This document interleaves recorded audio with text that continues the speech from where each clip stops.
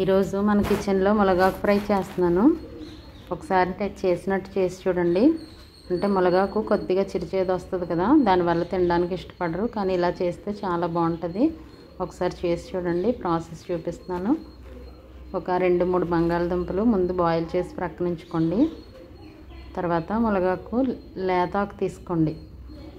ఇది మన పెరట్లోదేనండి. లేతాకు తీసుకున్నాను, చూసారు కదా. దీన్ని శుభ్రంగా కడిగి ఒక ప్రక్కన ఉంచుకోండి. తర్వాత ఒక బాండి పెట్టి ఒక 2 స్పూన్లు నువ్వులు వేయించి పౌడర్ చేసి పెట్టుకోండి. ఇప్పుడు అదే ప్యాన్లో కొంచెం ఆయిల్ వేసి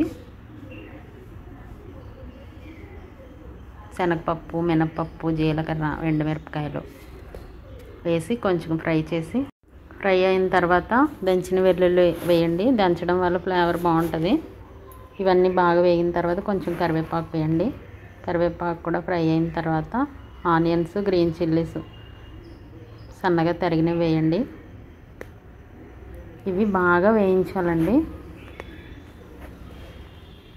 బాగా బ్రౌన్ కలర్కి వచ్చేయాలి. ఇవి వేగేటప్పుడే కొంచెం పసుపు, ఉప్పు వేస్తే బాగా వేగుతాయి. ఆనియన్స్ వేయించే దాన్ని బట్టి కూర టేస్ట్ డిపెండ్ అయి ఉంటుంది. కాబట్టి దగ్గరుండి బాగా వేయించండి, మాడకుండా. చాలామంది పప్పు మునగాకు చేస్తారు. ఇలా ఒకసారి ఫ్రై చేయండి. అలాగే తెలగపిండిలో కూడా వేసుకున్న బాగుంటుంది. ఏదో రూపంలో మునగాకు తినడం హెల్త్కి చాలా మంచిది. ఆనియన్స్ బాగా వేగిన తర్వాత శుభ్రంగా కడిగిన మునగాకు కూడా ఇందులో వేసుకోండి.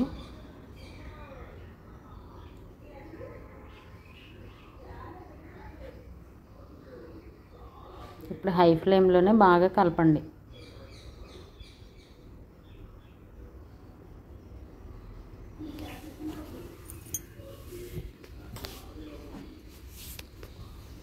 ఆకులోంచి వచ్చిన వాటర్ అంతా ఎవాపరేట్ అయిపోయే వరకు హైలో పెట్టి బాగా దగ్గరుండి ఫ్రై చేయండి. వాటర్ ఎవాపరేట్ అయిపోయిన తర్వాత సిమ్లో పెట్టి బాగా ఫ్రై చేయండి.